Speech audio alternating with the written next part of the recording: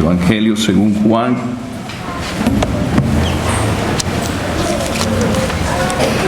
capítulo 20 y el versículo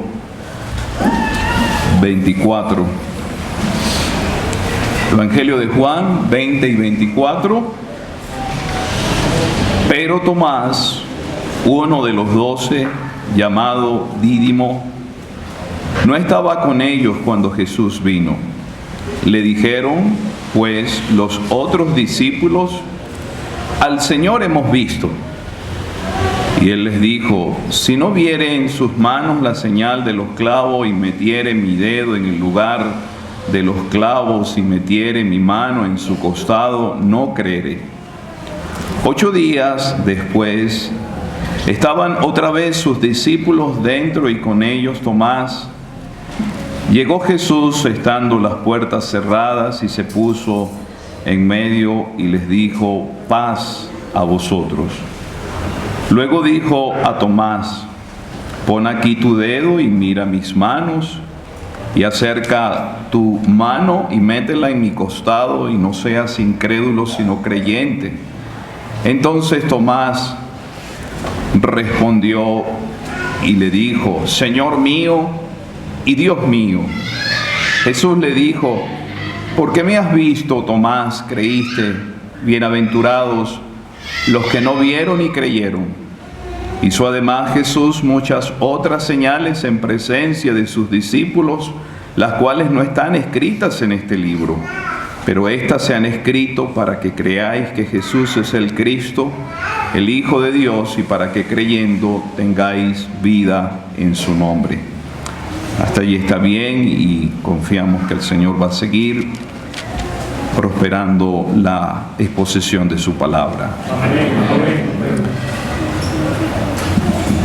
Suscribimos las palabras de nuestro hermano al inicio. Estamos tan contentos de estar aquí en Mérida en estas conferencias. Y la semana pasada estábamos con los hermanos en las parcelas de Morón, considerando algunas apariciones de Cristo, del Cristo resucitado, y he estado considerando esta porción, una más de las apariciones de Él, y es con relación específicamente a este creyente, a este discípulo llamado Tomás. Y quisiera considerar esta porción y mirarla bajo 5 encabezados. En primer lugar, queremos considerar el problema de Tomás. Tomás tenía un problema. Había una dificultad en la vida de Tomás. Tomás es uno de los apóstoles de Cristo. No tenemos muchos detalles. Hay otros discípulos de Cristo del cual se nos dan muchos detalles, como es el caso de Pedro, el caso de Juan.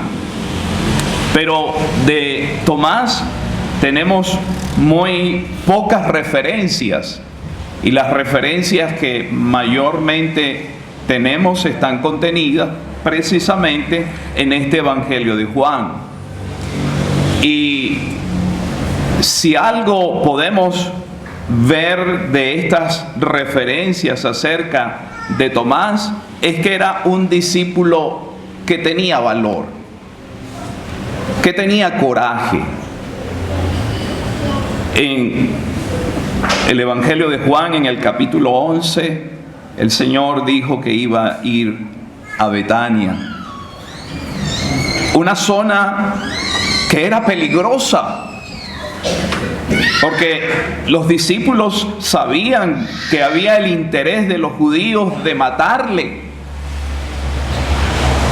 Y cuando el Señor dijo de ir a la aldea de Betania, aquella aldea tan amada por Él, donde estaba esa familia preciada, Marta, María y Lázaro. Lázaro había muerto, y el Señor dijo: voy a despertarle.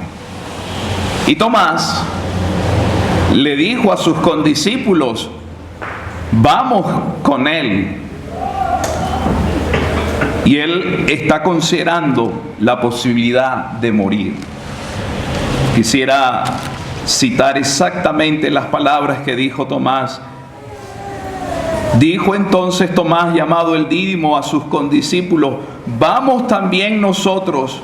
¿Para qué? Para que muramos con Él.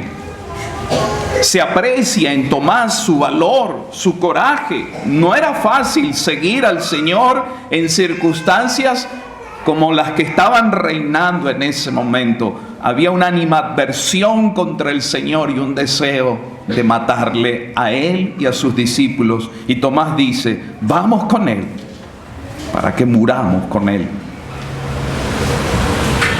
En sus palabras se está mostrando coraje y valor. Pero Tomás, como los discípulos, pasan por una crisis. El Señor les había advertido la crisis que iban a pasar. Él les había dicho que le era necesario ir a Jerusalén, allí iba a padecer, iba a morir, pero que al tercer día iba a resucitar. Heriré al pastor y las ovejas serán dispersas. Efectivamente, eso fue lo que pasó. El pastor fue herido y las ovejas se dispersaron. Todos. Tomás, el hombre valiente, en ese momento su corazón fue lleno de temores y de miedo. Hermanos, porque cuando nosotros no prestamos toda la atención a la palabra de Dios, no creemos toda la palabra de Dios, pasamos por una crisis y la crisis nos va a afectar. No podemos negar que hemos vivido una crisis. El COVID en el mundo fue una crisis.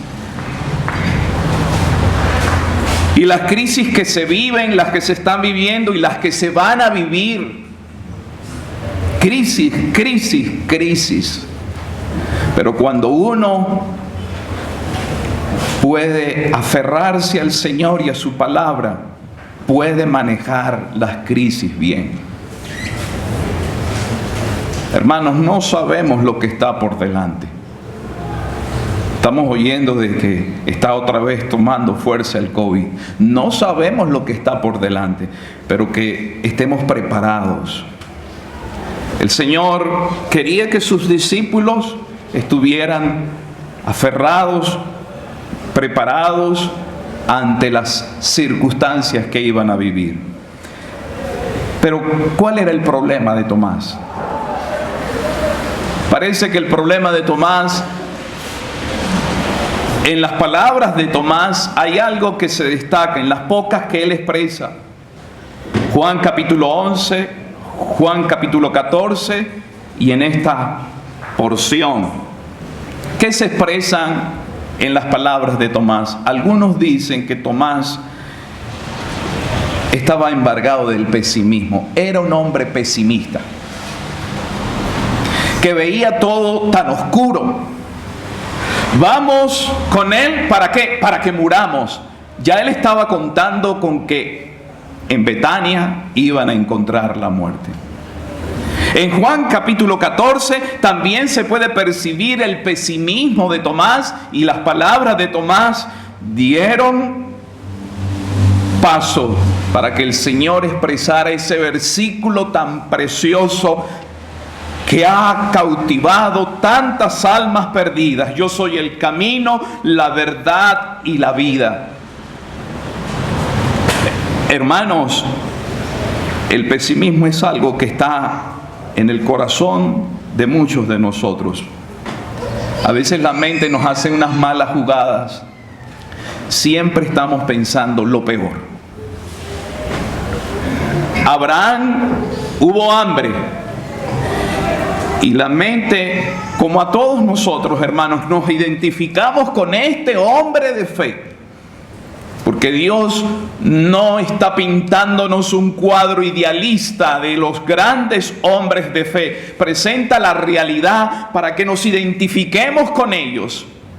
Y Abraham, el hombre de fe, cuando hubo hambre en la tierra, descendió a Egipto.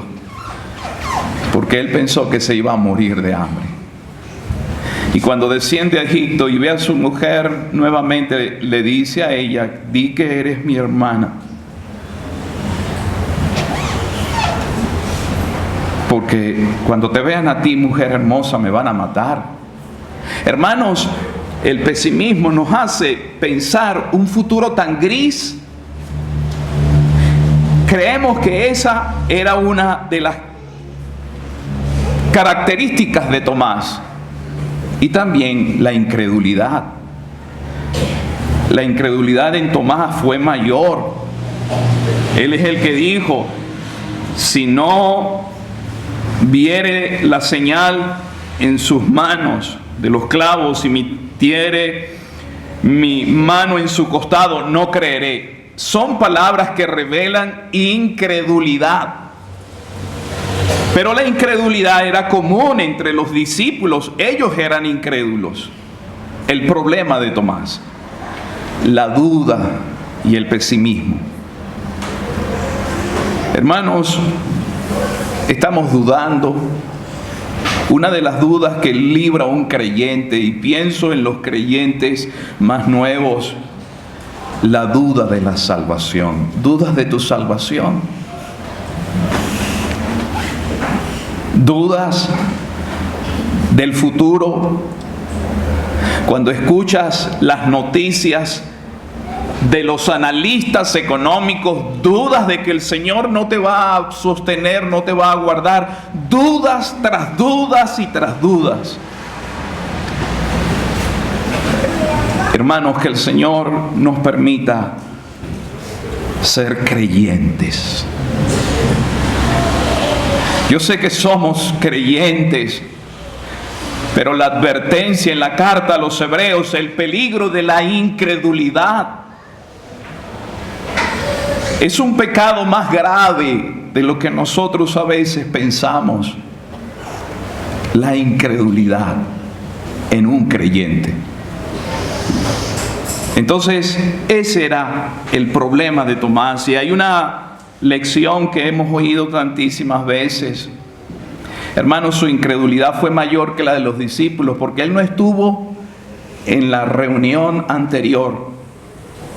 8 días antes el Señor apareció a sus discípulos, a 10 de ellos.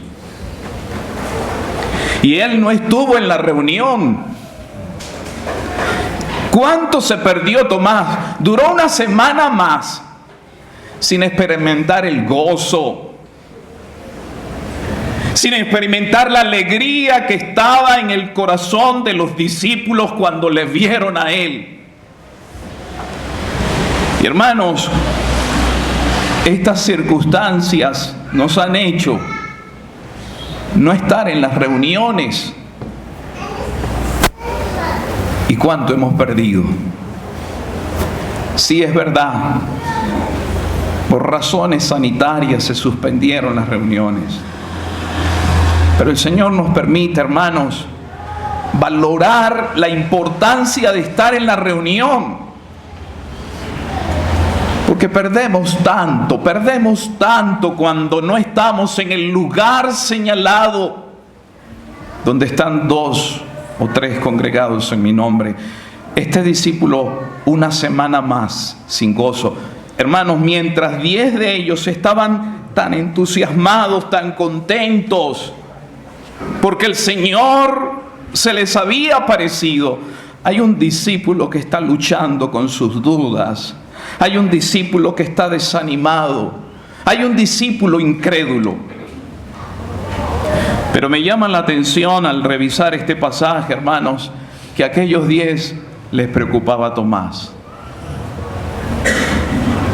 Él faltó a la reunión, pero ellos estaban preocupados por él, porque dice el texto: les dijeron pues los otros discípulos, al Señor hemos visto. Hermanos, eso me motiva a mí Cuando veo a un creyente que está embargado por las dudas, que ha perdido el gozo, que aquellos creyentes que ya están entusiasmados, que están como carbones encendidos, puedan ayudar a aquel que se encuentra tan desanimado, tan triste, como es el caso de Tomás. Pero él no les cree. Y en segundo lugar, quisiera pensar en la provisión del Señor. Esa provisión es recurrente en sus apariciones. ¿Qué les da el Señor a esos discípulos que están desanimados, que necesitan ser restaurados? Porque cuando pensamos en la resurrección del Señor y pensamos en la restauración, ¿qué es lo que nos viene a la mente? Pensamos en Simón Pedro. Sí, él necesitaba restauración, pero es que todos ellos necesitaban ser restaurados. Y hermanos, confesamos que necesitamos continuamente la restauración. Restaurar nuestra devoción, restaurar nuestra adoración, restaurar nuestros afectos, confirmarnos en la fe, como fue el caso de Tomás.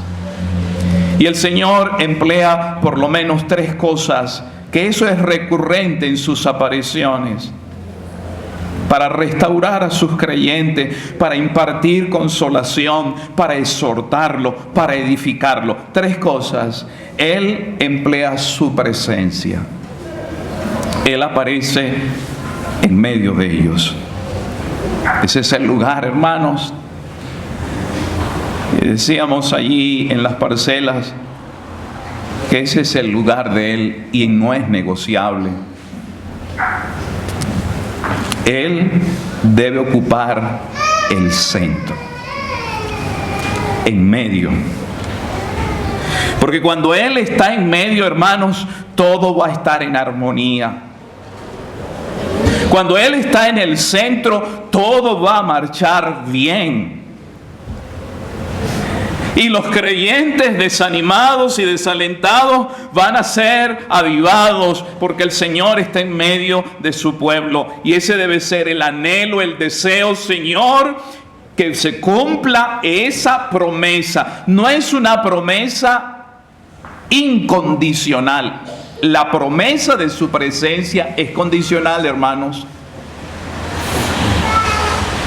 Está condicionada a que donde están 2 o 3 congregados, reunidos en mi nombre, allí estoy yo en medio de ellos. Hay una condición.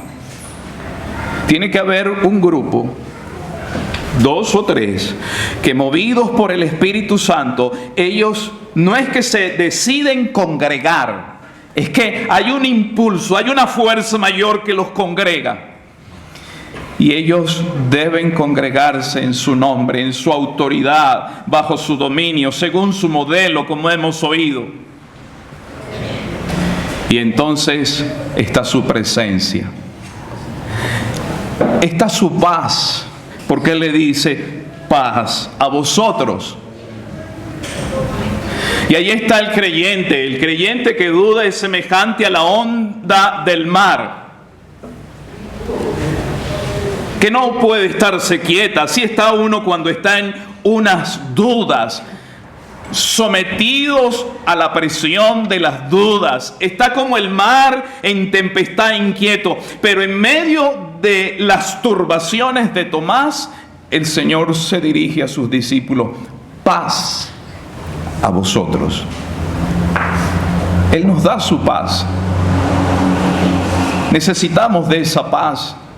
La paz de Cristo, que sobrepasa todo entendimiento, guardará vuestros corazones y vuestros pensamientos. Necesitamos de su paz. Y necesitamos de sus palabras. Porque Él expresa palabras para restaurar a su siervo Tomás, que está sometido bajo la duda, bajo el pesimismo, la incredulidad, se ha impuesto en el corazón de su discípulo. Entonces, le habla a Tomás, y hermanos, las palabras del Señor, las que yo leo aquí: pon aquí tu dedo y mira mis manos, y acerca tu mano y métela en mi costado. No seas incrédulo, Tomás, sino creyente. Hermanos, no son unas palabras de reproche a Tomás. Si yo fuese el que le estoy tratando de confirmar a alguien algo que ya yo le he advertido, algo que otros le han dicho, ¿verdad que en mí hubiese ese tono? Mira, te lo estoy diciendo, tú eres un incrédulo. Lo que pasa es que tú no quieres creer. Hermanos, en el tono de las palabras del Señor hay unas palabras de ternura. Él está restaurando a su siervo. Él está confirmando a Tomás en la fe.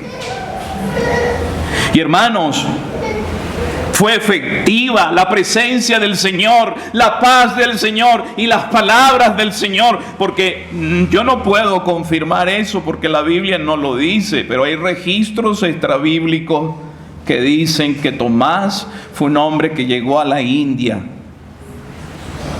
y hay un lugar en ese país tan grande donde dicen que allí supuestamente murió Tomás. No lo sabemos si fue allí, pero lo que sí es cierto, que Tomás fue uno de ese grupo que llegó a conmover al mundo conocido. Estos que trastornan al mundo han llegado aquí. Tomás, hermano, fue restaurado. Pero quiero pensar en la profesión de Tomás, porque esa profesión de Tomás es histórica. No dice que él puso su dedo en las manos para saber si era Cristo. No dice eso. No dice que Tomás metió su mano en el costado para certificar: sí, ahora sí creo. No, cuando el Señor se le apareció y el Señor le habló, Tomás dice unas palabras: Señor mío y Dios mío. ¿Por qué digo que es una profesión? Una confesión. Porque confesar es decir lo mismo que Dios dice acerca de su Hijo. Confesar a Cristo es decir lo que Dios dice de su Hijo. Dios le ha hecho a él Señor y Cristo.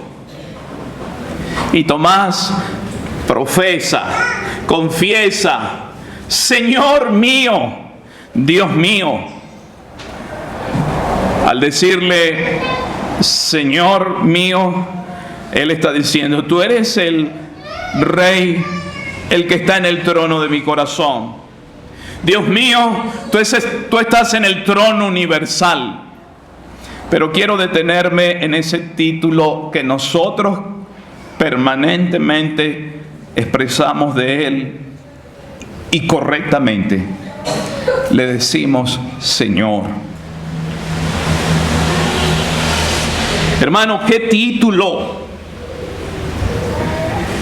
Él tiene nombres y títulos, pero uno de sus títulos es Señor. Y cuando yo lo llamo a Él Señor, yo inmediatamente debo entender, agarrar con mi corazón y mi mente: si yo le digo a Él Señor, yo soy su esclavo. No está el expresarle a Él Señor y no hacer lo que Él dice. Hermanos, hay gente que puede decir Señor, Señor, lo repite 2 veces. Y el Señor dijo: algunos me van a decir Señor, Señor, en tu nombre echamos fuera demonios, en tu nombre hicimos muchos milagros. ¿Y qué le dirá el Señor? Nos conozco. No basta decir Señor de los labios. Señor implica obediencia. Hermanos, cuando yo le llamo a Él Señor, yo me coloco en la posición del esclavo. Manda, Señor. Habla, Señor, que tu siervo oye. Hermanos, ese título, Señor, implica mucho. Implica que yo debo no solamente obedecerle, yo debo adorarle. El Salmo 45 dice acerca de aquella mujer, le dice: inclínate a Él, porque Él es tu Señor. Hemos oído en esta noche la mención de Esteban cuando estaba bajo esa lluvia de piedras y él ve el cielo abierto y ve al Hijo del Hombre que está a la diestra de Dios. Y como hemos oído, posiblemente el verbo está indicando que Él no está sentado, que se levanta para recibir a su siervo Esteban. Y entonces Esteban dice unas palabras: Señor Jesús, recibe mi espíritu.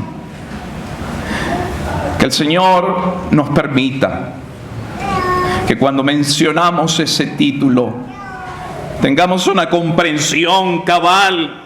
Él es el Señor. Él es mi Salvador, pero es mi Señor. Son dos títulos que no pueden divorciarse. Si Él es Salvador, Él es Señor. Pero quisiera terminar pensando en dos verdades más. En el pronunciamiento que hace el Señor. Jesús le dijo: porque me has visto, Tomás, creíste. Bienaventurado los que no vieron y creyeron. Hermanos, el Señor no está reprochando. Yo pensaba que era como un reproche para Tomás, pero vuelvo a insistir, el Señor no reprocha a Tomás. No es que está tirando por tierra la fe de Tomás. Porque viste, creíste, Tomás. No. Le está diciendo a Tomás: Tomás, van a ser muy dichosos los que van a tener una fe más elevada. No una fe que va a estar basada en la vista, sino una fe que va a estar basada en las Escrituras. Hermanos, nosotros no le hemos visto físicamente como lo vio Tomás. ¿Verdad que tantísimas veces siempre pensamos qué bendición hubiese sido haberle visto a Él, ver su rostro, ver una sonrisa del Señor? ¡Qué bendición! Verlo llorar, ver sus manos y ver sus pies. Pero le dice: Tomás, no. Son dichosos los que tienen una fe superior, más elevada. Ellos no van a creer porque ven. Ellos van a creer en mi palabra. Hermanos, la fe nuestra no es un salto al vacío. No. Mire, la fe nuestra está sustentada en un libro. Yo no conozco de eso, hermanos, y yo aprecio a hombres que son maestros en eso. El primero que le escuché hablar sobre ese tema para mí era profundo. En el momento cuando yo estaba leyendo esos artículos de la sana doctrina, eso desborda a veces la comprensión de uno. Don Santiago Gonzle, él nos enseñó en la sana doctrina algunos artículos acerca de la crítica textual. No es necesario que un creyente quizás conozca mucho de eso, pero nosotros podemos descansar en un libro que es confiable, un libro que es verdad. Y como dice ese himno que cantamos en ocasiones, especialmente en la cena del Señor: no vimos cuando tú, Señor, dejaste el trono celestial No vimos cuando el Salvador fue puesto en verdad. No vimos haciendo milagros como los hizo, pero sabemos que es verdad. No vimos cuando Él fue puesto en la tumba después de su muerte, pero nosotros sabemos que es verdad. Hermanos, no lo vimos ascender, pero nosotros sabemos que es verdad. ¿Tienes duda, hermana, hermano, de que el Señor viene? Nosotros sabemos que es verdad y puede ser esta noche. No tenemos duda. Tengo amados que en gloria mi llegada anhelan ver. Eso consuela al creyente, porque sabemos que es verdad estar con Cristo, lo cual es muchísimo mejor. Por eso es que el Señor le dijo a Tomás: bienaventurados van a ser aquellos que tienen una fe más elevada, que no va a estar basada en la vista, va a estar basada en la fe y la confianza en mis palabras, que son vivas y eficaces, que son verdaderas, que este libro no me engaña, que como dijo una vez un creyente en el pasado, y hace unos meses atrás una hermana me lo refirió: hermano, yo creo con todo mi corazón que un gran pez se tragó a Jonás y duró 3 días en el vientre del gran pez. No necesito explicaciones científicas. ¿Por qué los jugos gástricos no dañaron la piel de Tomás? No, de Jonás. Jonás salió de aquel gran pez. Y la hermana repitió algo que yo había escuchado años atrás. No sé quién fue el que lo dijo. Si la Biblia dijera que Jonás se tragó un gran pez y luego lo vomitó y el pez estaba en el mar, yo lo creo.